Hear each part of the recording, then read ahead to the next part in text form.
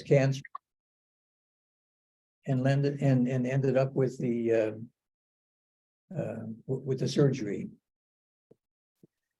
That surgery actually went very well. And since it was so early, there was hope that I wouldn't be among that statistical group of people who get pancreatic cancer and die within a year or 18 months sometimes. So, it's been now 2 years since that surgery, but I've kind of gone way up and way down in emotions and experience. Let's see. After the surgery, every 3 months, I have had a scan and blood tests to see what the level of the antigen, the cancer fighting antigens in my blood would be. And the scan, obviously, to see what's going on with the actual visual image of cancer. It had kind of settled down to a number of polyps in my abdomen and on my pancreas. And the antigen level had been hanging around the number of 200, which is high but rather manageable and apparently not uncommon for people who have had pancreatic cancer surgery. So the doctor said this is rather stable, and that went on until July last year.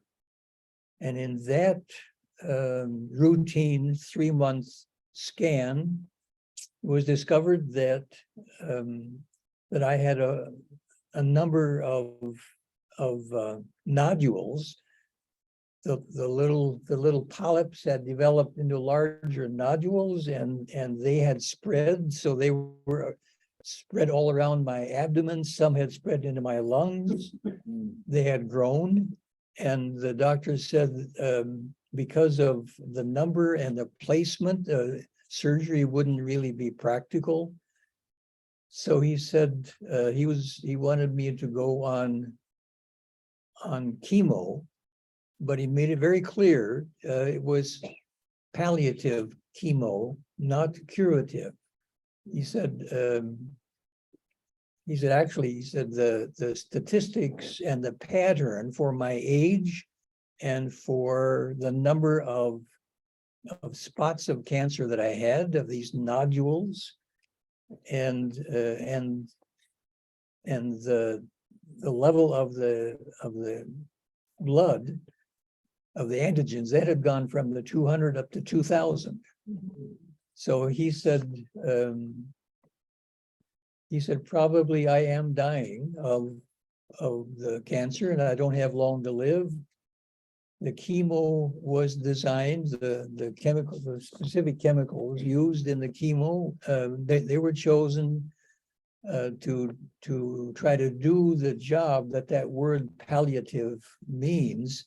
It's an interesting word. It comes from an old Latin word that means perhaps most specifically cloak, but also a form of it means bell.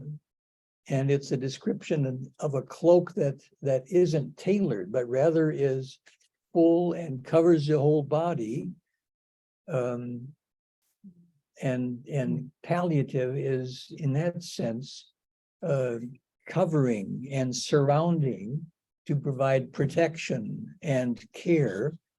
And if it's done well and done properly, it reduces discomfort in the process, perhaps provides a few extra months or longer to live than it would without the palliative treatment. And total palliative care can include then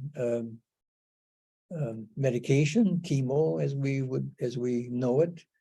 And in my case, I have a palliative doctor assigned to me, and I have a nurse's a physician assistant from the oncology department of M Health Fairview who keeps in touch with me. And to be honest, many of you have been part of a palliative team in driving me to appointments and Cam to appointments and shopping for us and bringing us food. So you've all been among those who are caring and providing comfort and surrounding us like a cloak.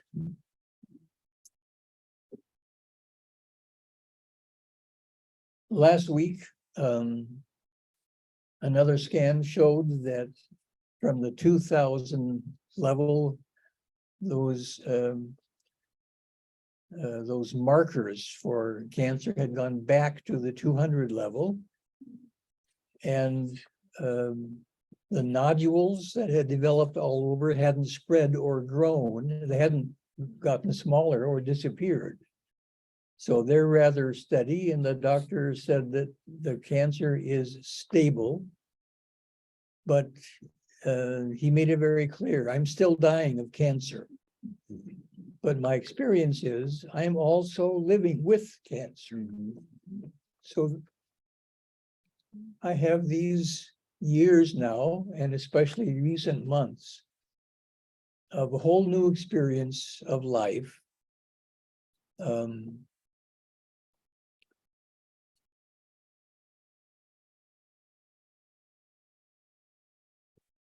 There have been changes in my perceptions, things that I see and have seen, all of a sudden I'm seeing differently, and changes in my emotions, and also some intense developments in my feelings of gratitude.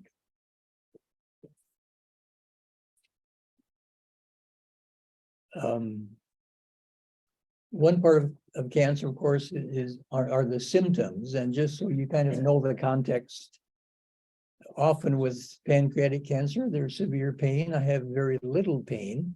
The doctor said he didn't know if that was because the cancer hasn't developed that far yet, or if now the chemo that I've been on, if that's functioning and that's doing its job in reducing the pain.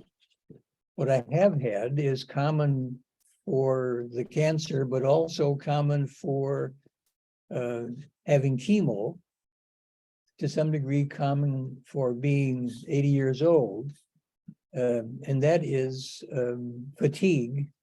That is the physical fatigue. Sometimes I can't really explain it, but sometimes to the degree of my feeling a severe discomfort in my body, even though it's not painful. And I'm not sure what that feeling is, but it's very uncomfortable. And I just have a yearning to lie down when I start to be that tired. And that's nearly every day, but especially if I've had a couple of days with several things going on. They don't have to be physically strenuous, but I still get physically uncomfortable in the fatigue. And then, of course, there's the mental part of it. And you might notice in the course of this conversation that sometimes I can't think of words. Sometimes I think I might be psychological. Sometimes I can't think of the word pancreas. And maybe that's to be expected. I never have trouble thinking of the word stomach.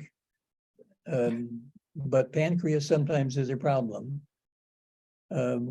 What's more difficult and actually disturbing for me is that sometimes there are things that I know I should do, and even more importantly, things that I really want to do, and I just don't do them. For example, I'm dying of cancer.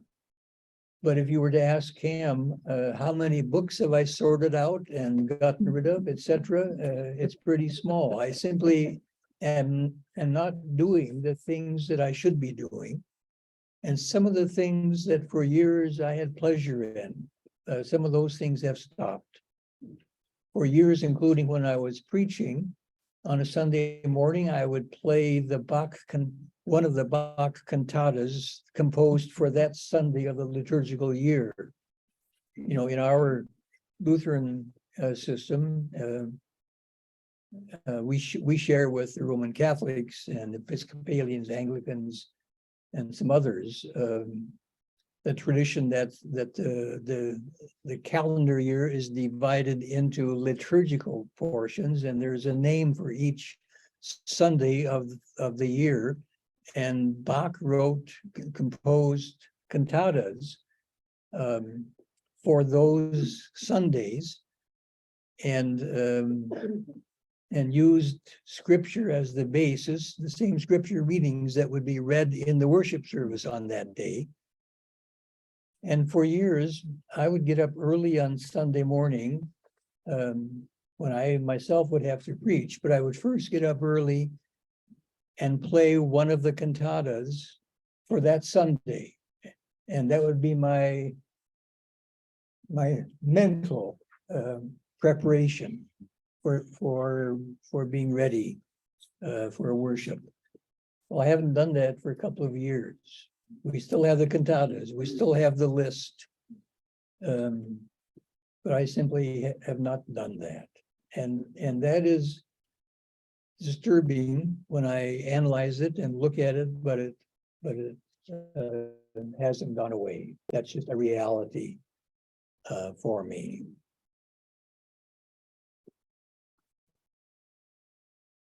Well, I said there were some changes. One change in the category of perceptions. Tam and I have been married 52 years, and we're not sure when we started, but for most of those years now, our breakfast table prayer, we say out loud together, and it's a line that is well known. Many of you would know it. If I start it, you can join in. This is the day which the Lord has made. Let us rejoice and be glad. Yeah. But we do that still every single day out loud, the two of us at the breakfast table.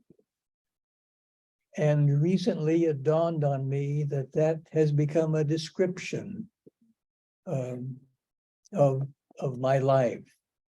I do rejoice, and I am glad in each day, not knowing how many more days there will be.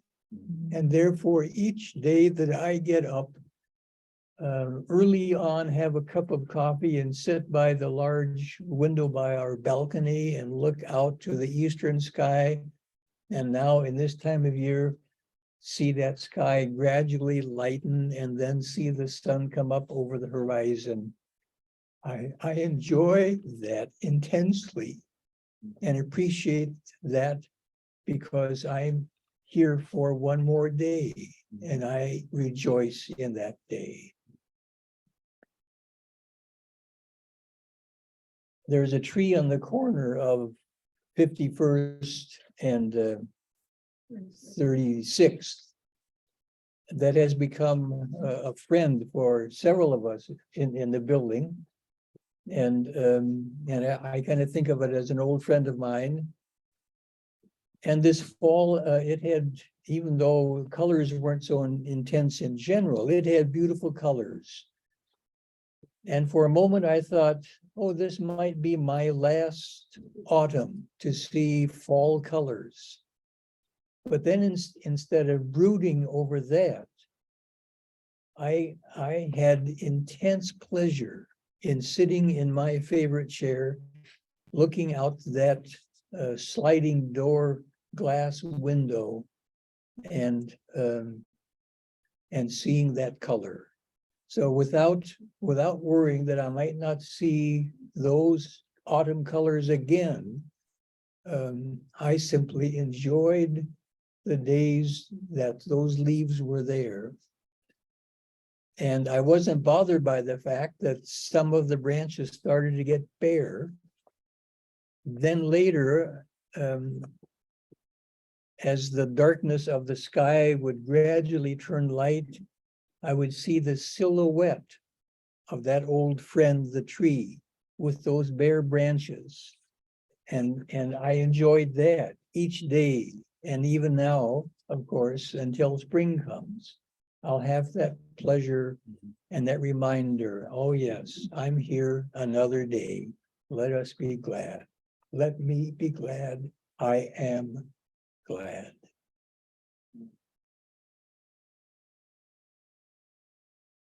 For some time, I've wanted to have at my funeral a verse from Isaiah 43. Fear not, says God, for I have redeemed you. I have called you by name. You are mine. And the theology of that, in a sense, is that the promise is relational, without worrying about what heaven is or where heaven is or anything like that. The promise says, you belong to me. And it's God's action and God's promise, and it's purely relational. Well, that verse combined with an experience that Cam had a number of years ago, and I had never put them together, but part of this process of dying and having to, for example, choose scripture passages for my own funeral, part of that has been changing the way I see things. So I thought of this experience that Cam had. We have a daughter who had a birthday on last Saturday. She's 45 years old now.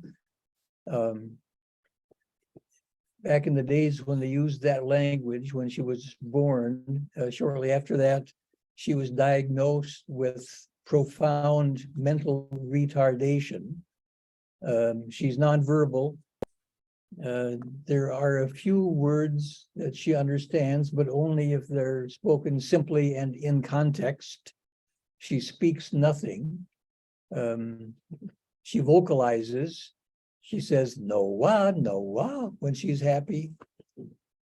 But she's nonverbal, totally dependent, wears diapers.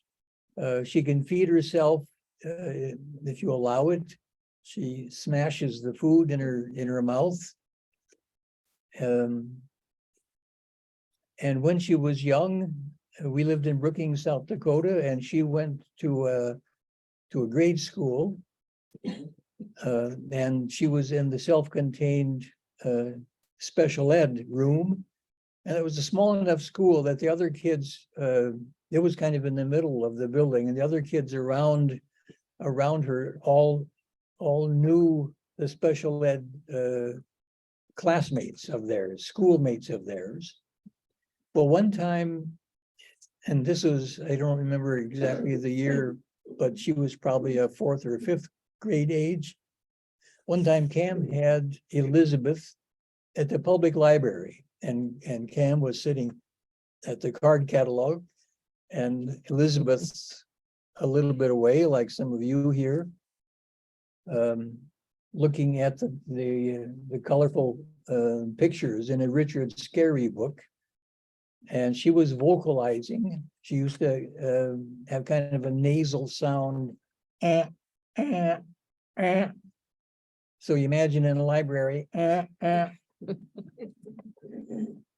and some older boys, probably from the middle school, came up and kind of surrounded Elizabeth and started to mimic her and laugh and make fun.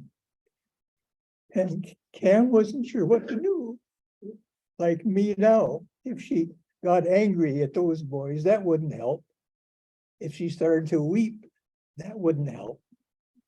And while Cam was trying to decide what to do, one of the girls from the grade school, that is a little girl, came up and she said, "You stop it.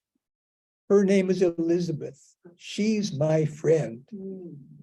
And the boys kind of withered and disappeared.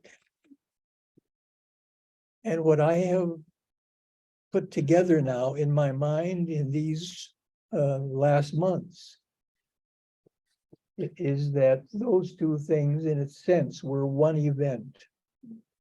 Isaiah 43 and Elizabeth. But that little girl was speaking with two voices. She was speaking with the voice of reprimand to the boys. And she was speaking with a voice of promise to Elizabeth. You stop it. Fear not, for I have redeemed you. Her name is Elizabeth. I have called you by name. She's my friend. You are mine. So she was speaking, as I say, as a reprimand to those big boys, and as a promise from Isaiah and God to Elizabeth, and now also, of course, to me. So there, nearly daily, I see something, and I see it differently from the way I used to. Then there are emotions. One is the issue of the last time.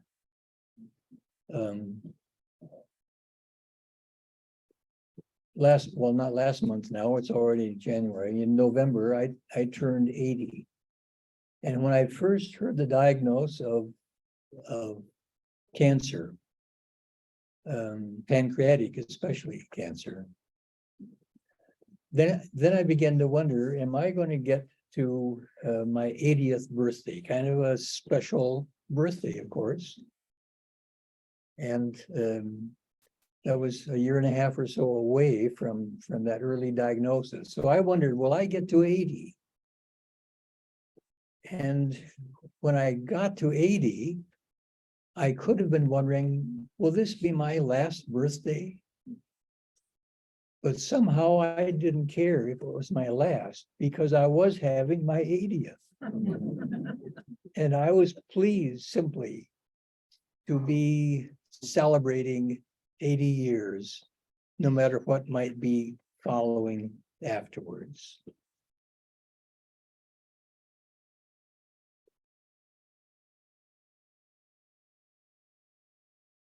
A more difficult last time, of course, would be to say goodbye to Cam and to Elizabeth. Some of you are aware that every Saturday, we go out to the group home where she lives in Waconia and pick her up at her group home and take her to a local restaurant and buy her a pancake. We used to think she really likes pancakes, and now we realize she really likes syrup. So we take her and give her that breakfast, and that's the one time a week that we see her. And Cam can't drive, and now I can't drive anymore. So some of you have become part of a team of drivers. Some of you here, some members of our congregation, so that we still get driven out and we still have breakfast with Elizabeth. And I know that at some point will come to an end. And whether or not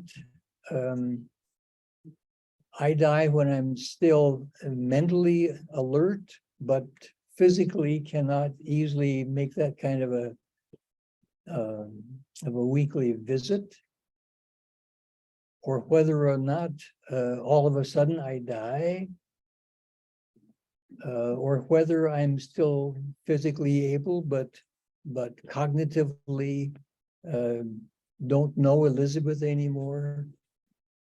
I wonder how I will say goodbye to her. How will what will I be like if I'm aware, aha, this is the last time I will see Elizabeth? And I'm assuming that in some ways it would be easier not to go through that, because it'll be emotionally difficult. Just to think of it, I can easily get weepy, let alone to have to experience that. And the same thing will happen with Cam. Especially after Cam's stroke, I have often hoped that she would die first, so I wouldn't leave her abandoned, having to cope with life all by herself, with the symptoms of the stroke as challenging as they are. And that's, I have no idea how this is going to work.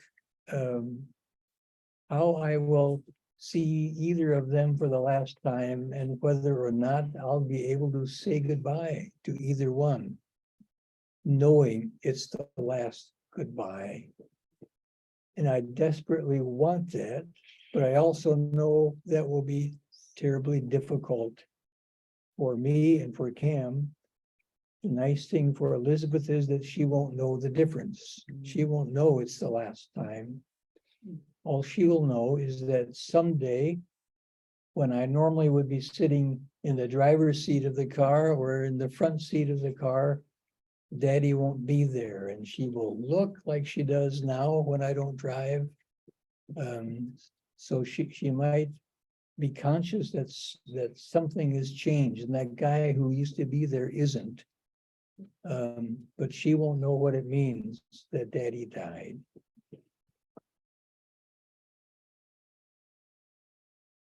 And then there's gratitude. For one thing, I have deep gratitude to M Health Fairview. In June of 2007, I had a heart attack, taken by ambulance to Fairview Hospital, had quadruple bypass surgery. And not much later, I was back on the bicycle, and Cam and I were going on 100-mile rides. And they kept me alive, and they got me healthy. Kind of the whole system, and it's a huge system and a complex one. But I'm alive and here today because of them. And now again, they diagnosed it, they caught it when it was a very small little spot on a scan on my pancreas. And statistically, I may have died already, but I'm here. And I am dying of cancer. But as I said, I'm also living with that cancer. And I'm having a full life and enjoying it. So I have deep gratitude toward not just the doctors, but the whole staff, even the telephone receptionists, who often treat me in a very kind way. And when I can't think of the doctor I want, they can come up with the name if I say what it is, or they'll look on my chart and say, is it so-and-so or so-and-so? I am deeply grateful for M Health. I also have had different memories, increased memories, and some of them have been about college and seminary days. And I realized how I probably wouldn't have made it through college or seminary without help from faculty and sometimes from anonymous donors. But often I would get, at both college and seminary, I'd get invited by a faculty member to an evening meal in the home. One Christmas, my father, who was in his 70s then, came to visit at Augustana College in Sioux Falls for Christmas, stayed with me in the dormitory. And we were invited for Christmas Eve and for Christmas Day at members of the faculty. I also, at Augustana especially, I had an increasing student loan account. And I would occasionally get a phone call from the treasurer of the college asking me to come over. And he would show me my student loan, my debt account, and then say, you've received an anonymous gift of so much to reduce that debt. And I never learned who these people were. He said there were different people doing it. So different people, I don't know, faculty members, parents of students, I have no idea who they were donating anonymously to help me make it through college. And I'm wondering what in the world I do now, but oh, good. Yeah, I just can't get over the fact of my growing memories of how I was cared for and nurtured and supported financially and emotionally and academically, of course, during college and seminary.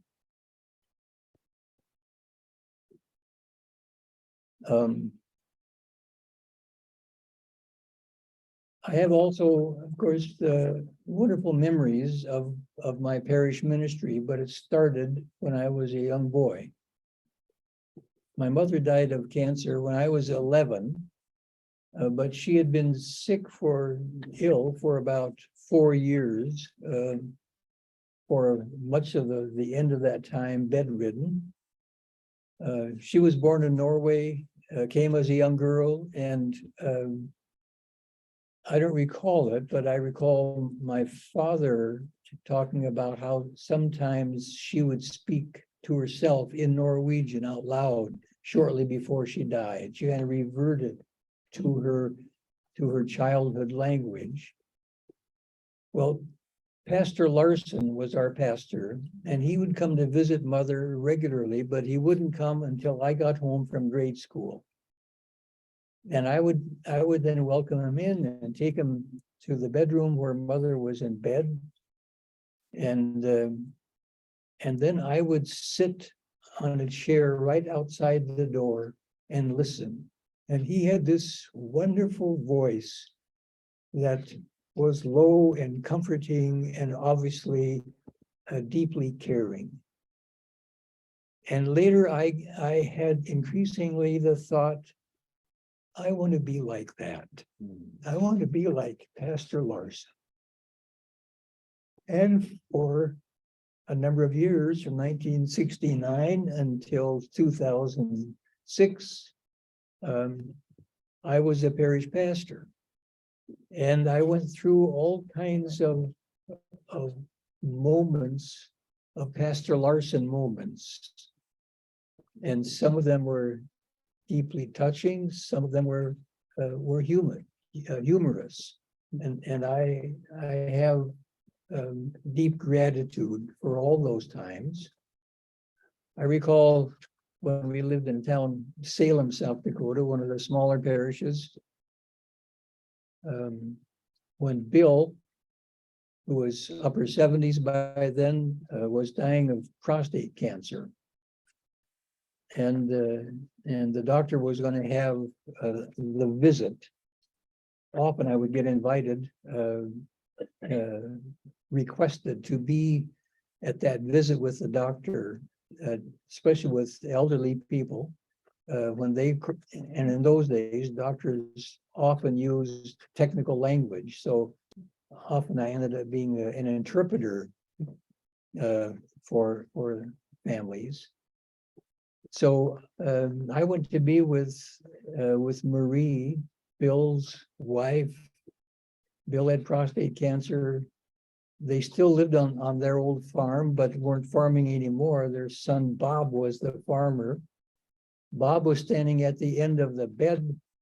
He had on his seed cap, but I could still see his white forehead and his deep red ruddy cheeks. And Marie was sitting right beside me, and I was sitting towards the head of Bill. And the doctor came in, and with him came a number of med students. So the doctor started to explain that that Bill was going to die no matter what, but that that testosterone functioned as nourishment for the cancer. The cancer was feeding off the testosterone, and therefore the doctor wondered if Bill would agree to have his testicles removed. Bill looked to his pastor, and he said, "What the hell's them?" Bill, they're your gonads. What's them? Bill, they're your balls. What's the big deal? Well, Bill, some men think that if they lose their balls, they're not a real man anymore. Don't know why not. They haven't done me no good anyway. At which Marie, with her thick glasses, said, "That's right, Pastor. Bill lost his control 2 years ago." At that, son Bob pulled his seed cap down over his forehead, and those med students went out the door and shut it, so we couldn't hear them laughing in the hallway. So in the middle of questions of death and life, sometimes there was just real humanity, and I got to share in that. When we were in Brookings, Brookings, South Dakota, we lived close to the hospital. And the staff learned early on somehow that we lived close, and B, if I got called in the middle of the night, I would show up rather quickly. So I would get called, even though they weren't our parishioners. But if they needed a pastor in the middle of the night, sometimes they would call me. Well, one time they called me, and there was a family who had been someplace further south or some gathering, and they were on the road going home to North Dakota. And Grandma was with them, and Grandma had had a stroke. So they stopped in Brookings. Grandma was in the hospital, was unresponsive. And the staff wanted me to come and be with this family because they wanted a priest. Well, I showed up and I wasn't a priest. I was a Lutheran pastor, and we visited for a while. And they said, "Well, can't you do last rites?" And I said, "I'm sorry, I don't know how that liturgy goes, but let's have a prayer and a blessing." And I had that. So we prayed. I had the blessing, "The Lord bless you and keep you." And we got through, in the name of the Father and of the Son and of the Holy Spirit. Amen. And in a few moments, Grandma went and died. And the son said to me, "See, almost as if he were saying, if you would have done that an hour ago, we could have been on our way.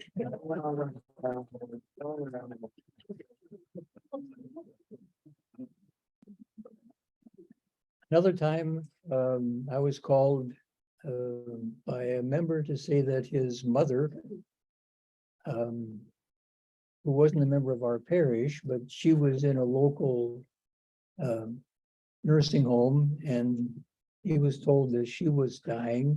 She had come from Germany. She hadn't been responsive to any speech for a while. And he thought perhaps if he heard German, that would change it. And since I spoke German, he asked if I could come in and visit with her in German. So I did that. No evidence on her face of understanding or response of any kind.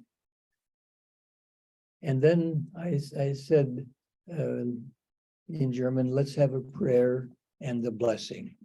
So we had the prayer and then the blessing in German. I started that. I put my hand on her forehead. Der Herr segne dich und behüte dich. And then she, in a soft voice, joined in German, and said the whole blessing with me, word for word, in German. And then a few moments later, died.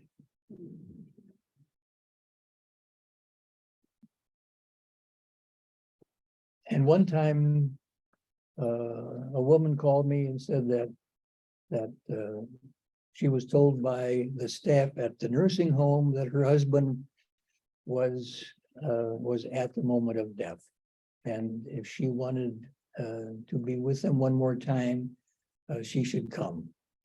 She called me and asked me to meet her at the nursing home. So we were there. She asked me to sit up by his head, and she sat next to me. And she said, could you hold his hand and let me hold yours? She said she was afraid to touch him as he was dying. So for some minutes, I held his hand and held her hand. And then the time came, I thought I would feel for his pulse, and all of a sudden I couldn't feel any pulse. I didn't detect any breathing. So we pressed the button for the nurse, and the nurse came and confirmed, no, he's gone. And I said, let's have a blessing. So I blessed him and got through, and she stood up and bent over and kissed his forehead. So the process of dying was too much for her. She couldn't touch him as he was dying. But after he had died and was blessed, then she could kiss his forehead. And I've often thought of that the way all of us are. These days, we don't talk about dying, but rather passing. We find all kinds of euphemisms to say what we want to be saying, but we have difficulty saying the actual thing. She couldn't touch him, couldn't hold his hand while he was dying. That was too much for her. But once he was gone, once he was dead, she could kiss his forehead.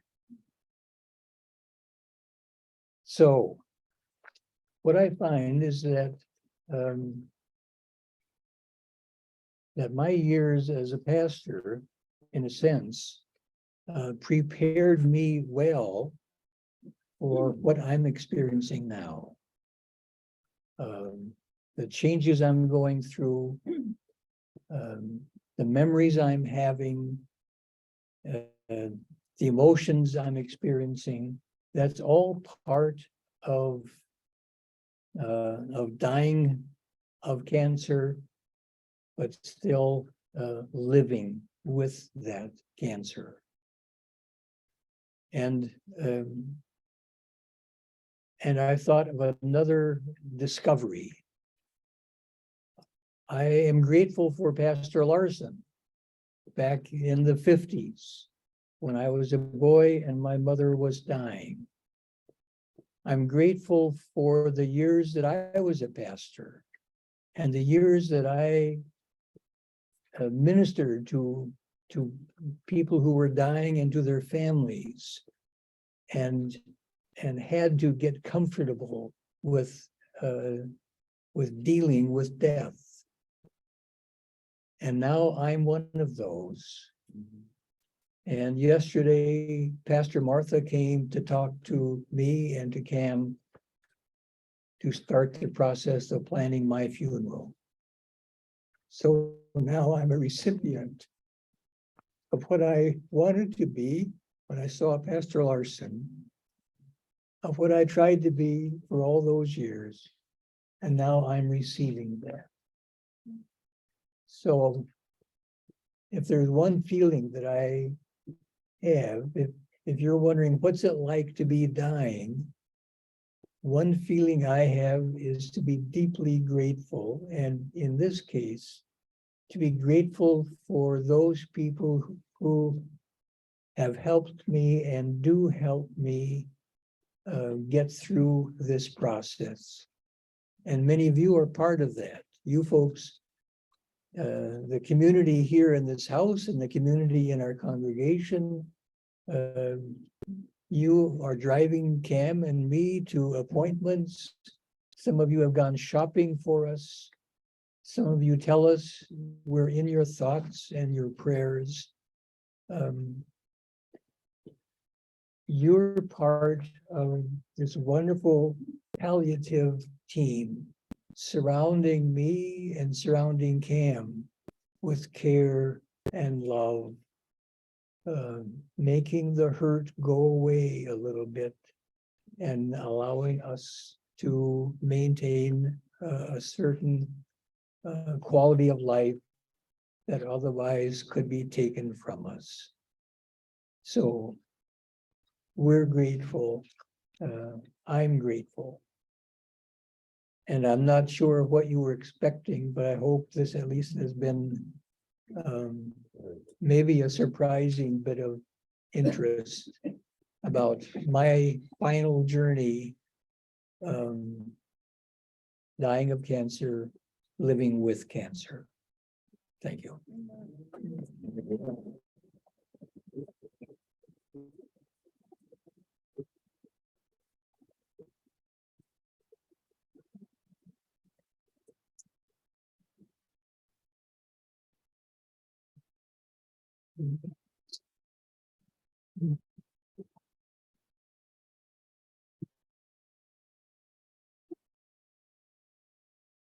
Paul said he'd have a little energy for some questions. And if you would like to shout them out, I'm going to repeat them. I've been recording this. I hope it works. It's the first time I've done it. So if you have a question, I will repeat it so that we can hear it here. And Paul is gracious enough to answer it for us. Oh, okay. You must have done a good job. There aren't any questions. And if you want to talk to Paul personally about this too, he's very generous. I cried through the stories before, and I did again because they're so wonderful. They're just I've never met anyone who was generous in sharing this kind of a journey, and all of us at our church are grateful, and we're grateful here. Cindy, tell them also about. We have coffee and cookies. What would be more Lutheran than coffee and cookies for Paul? So thank you all, and please help yourselves. Any questions then? No questions? Was there a question that I missed? Oh, looks like it. Yeah. Okay. Oh, you do? Yes. I think a lot of times people think that they shouldn't talk to someone who's got a terminal, diagnosis. Do you think they shouldn't talk with someone People who often think that. they shouldn't talk about the diagnosis or Ask shouldn't ask questions? Okay. cancer or whatever. what does Paul say to others who are thinking about how to approach a relative or friend who's dying? So what do you, Paul, think, others, how they should approach someone who's dying? Well, I think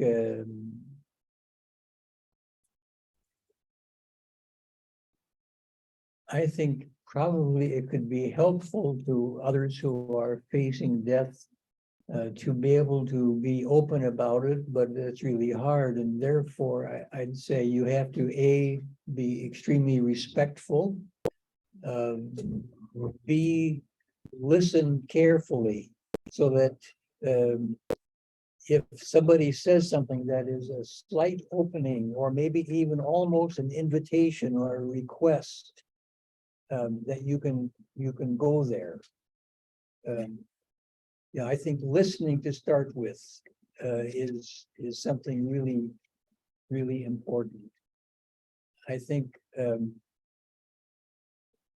this pushing into it is not helpful, and the worst thing of all, I think, is to have a conversation where the other person hears lots of shoulds. I think I don't want to be telling somebody, even as a pastor, I tried not to tell people who are dying, you should do this or you should do that. If anything, could I help you do this or do that if you would like to? But I think you don't say should, you listen carefully. And if there's any hint of openness, you gently test that without just jumping in.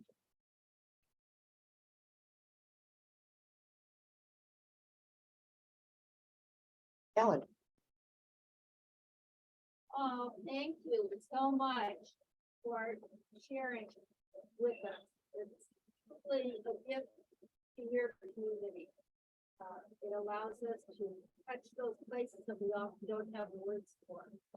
Saying that it touches places we often don't have words for, because Paul's able to share this. So Paul, bless you, and bless you with each step you take here and there. Thank you.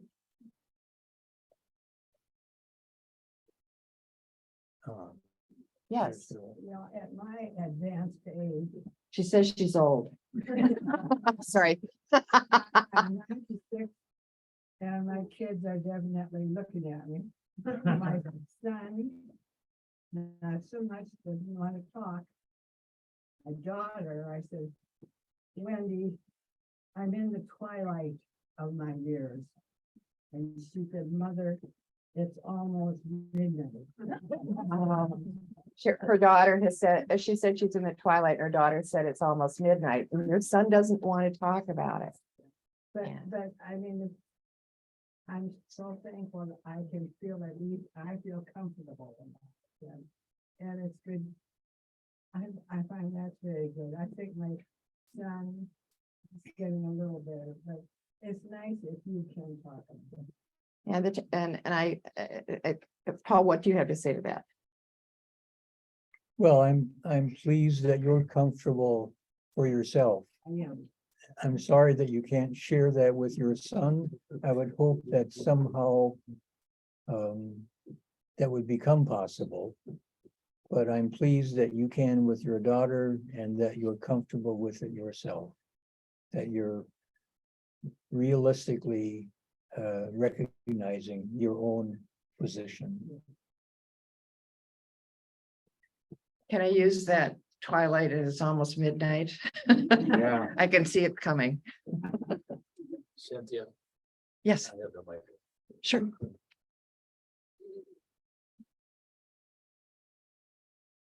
I would be remiss if I didn't share something, especially since the question was asked of you, Paul. What advice would you give us if we're meeting with someone who is You recall the time we went over, I'm kidding. I had a friend who was dying of pancreatic cancer. So I talked to Paul and I said, would you join me as we go over? We'll go over and visit him. He just lived over here a little ways. And we went in and sat down. And my friend was very vocal about his condition. And I wanted to share this with you because Paul shared something verbally with you as to how it should happen. But I witnessed him in action, okay? And Paul just sat there and he didn't talk about the fact that he had pancreatic cancer, although he knew that he did because I told my friend's wife that I'm bringing a friend over who is suffering with it too. But I had an opportunity to watch Paul not only talk the talk, but walk the walk. And that's so important. It isn't what we say. We don't have to have the right words. We just have to be there and let somebody else talk. Am I right, Paul?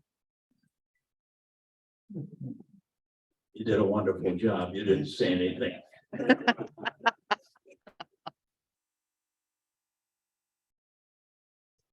I've got a question. Yes. Paul, do you want to describe your concept of heaven, the afterlife? How do you picture where you're going? So the question is how you picture where you're going. What's the afterlife like? As I said, the very beginning, one of the reasons that I would like Isaiah 43 is because it doesn't try to paint that picture, but rather says, I have called you by name, you are mine. So in answer, I would say that we belong to God out of God's choosing and activity, and that belonging and being claimed by God is enough for me.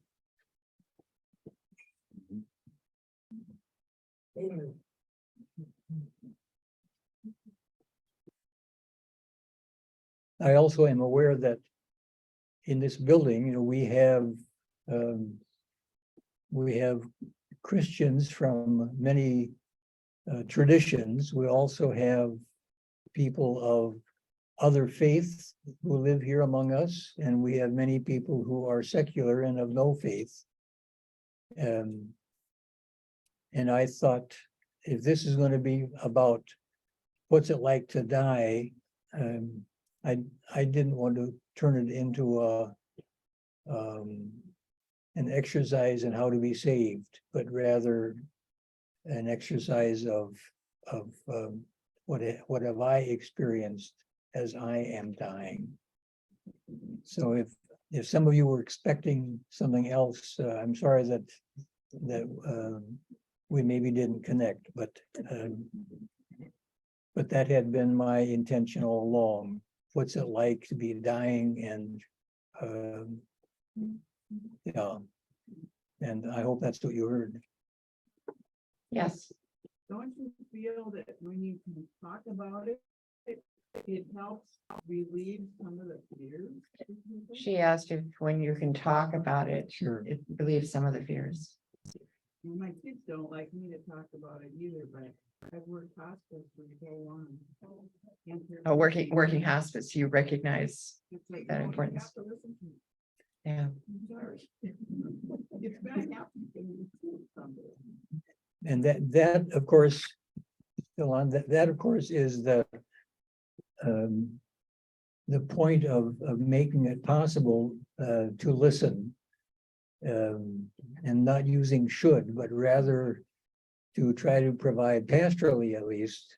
The first task was always to try to help the person to be so comfortable that the person could say things that otherwise would be hard to say. And then to listen carefully to know what was said and to know what was not said. That's the second task. I would like to personally add one more thing to it. One of the things that we had a conversation with a couple of us last night is about end of life planning and how important that is so that you don't leave a mess, or Paul leaves all his books. I've gotten rid of a whole bunch of mine this week. So, but the other part of it too is going through the process of thinking about an end of life service, as Paul has done with our pastor, and my husband did with me. And he said, so I know where I'm going to live next. Where are you going to live? And he said, you're not going to stay in Virginia, are you? And I said, no. And he said, go back to Chicago. I said, no, it's too big. I'm going back to Minnesota. He said, oh, that's a good place for you to go, and helped me be able to buy a place with my brother. But he knew what was going to happen to me, as well as helping me make that happen too. So the conversations can be all kinds of different things. Or I tell my kids I'm cleaning up my house so that they don't have to do so much. And my parents did that. I knew exactly what they wanted to both plan their funerals. All right. That reminds me that if anybody would like to have 2 thick volumes, that thick each, commentaries on Bach's cantatas in German, please let me know. I want to know what the cantatas are, though. Any other questions? Yeah, there's one over here. Yeah. And one, Go ahead. You're good. One of the questions that I am dealing with now, I have a cancer gene, but I've been having colonoscopies forever. But now I'm down to 1 every other year. I'm almost 90, but this is my year to have one. Do Ah, I want to have another colonoscopy at Okay. age 89? so she has a cancer gene and has a colonoscopy every other year to see whether anything has progressed. And the question is, does she want to have another one this year when she's supposed to have one? Does she want to know? Family gene. Family gene. People that died of cancer. Do you have a thought on that, Paul? let's talk. Always the pastor, that Paul. Somebody had a Oh, hand up back. Ellen again, yeah.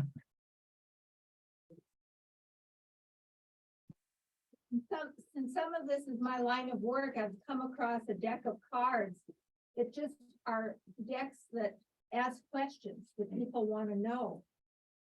And one of the stories that comes with these is about a mother and son, and the son was. Ellen, hang on, I'm gonna give this to you. This is longer. I can't translate it. I hate this running around and bumping into people, so I should probably try another way. I said there's a deck of cards that help people ask questions of each other around this subject of death when words don't come very easy. And it was a mother and son working with them. The son was about 17, 18, 19, and he was the person who was dying. And they took out this deck of cards and it would said, what do you want to know about this or that? And finally, a question on the deck of cards came up. How do you want to be cared for, as in personal hygiene and so forth? And the son picked that card up and he said, I'm so grateful. He said to his mother, I want you to take care of me. I want you to clean me. And the mother was like, I was so worried about that question because this is his emancipation period of his life. And she is her mother, as his mother, appropriate to do this. And the son very much wanted that. So it's just an example of how we don't often know that we can share such intimate things. And there are tools around to help us jog our memory of some of our deepest concerns that we just don't know words to use. Thanks for giving me the mic for just a moment. I also have a deck of those cards. If anybody's interested in looking at them, they're pretty amazing. So, yes, my dear. Hi, I'm Teresa Lund, and in 2013, my husband was rushed from Chanhassen Dinner Theater where he was the managing director to Fairview Hospital. Oh, boy, another Fairview story. At Fairview Hospital, he ended up dying in the emergency room. And In the emergency. Died. at Fairview Hospital. And I was not in there. They wouldn't let me in. No. And I went to open the door to come in. And there was a team up on top of him, trying to revive him. He was a fortunate one. They were able to bring him back. Came back to life. When he Through came that team. back, he said, I will never be afraid to die again. I will never be afraid to die again after that experience. That I will never have fear of that again. And here's the wife saying, how dare you go? We have more kids to raise. Isn't that weird? We think about ourselves when there's such an important thing happening. But he has carried that with him all the time. I will never be afraid because it was so beautiful. The experience of leaving his body and then being brought back again. So that's all I have to say. Did you hear that, Paul?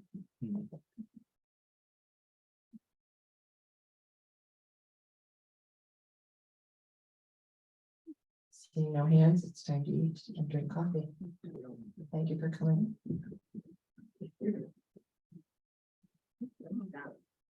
Nicely done. I love your comment. Leave things in the next one. Thank you, my friend. You gave us a preview of how to live with cancer and how you're doing it. That was huge. It was a lot. I hope, Because when you focus on the negative side, you gave us a really good look at the positive sides, which is what everybody is going to need. and I think if one can be positive, but still realistic. Yeah, Yeah, that was clear in what you said. yeah. And Pastor Larson. Glad you caught that. Yeah. Yeah. Thank you. Yeah. Thanks for coming. Yeah, you bet. Thanks for being Pastor Larson. And Help me. how are you doing? Or how's he doing? No, Yeah. no. I had Pastor Larson moment with you. The first Good Fridays I was at our Savior's. I was in the service, I was feeling emotional. And you just came along and did this. Very small thing, meant a huge amount to me. Oh, good. So I'm grateful, Yeah, good. Pastor Larson. Yes. Hi, Cindy. Hi. All right. Hi, Paul. That was wonderful. And you know that story you told about the family and you were around and praying? That's what happened at my father's death. We were waiting, we were all around him. And my mom said, let's stand around the bed and say the Lord's Prayer. So we all held hands. And as soon as we said amen, Ben took his last breath. But I'm so glad you're here and thank you for the wonderful talk. And you are in my prayers and thoughts all the time. Cal, you too. Thank you. Thank you. Want to say Well- goodbye to everybody? Bye. Paul, say goodbye.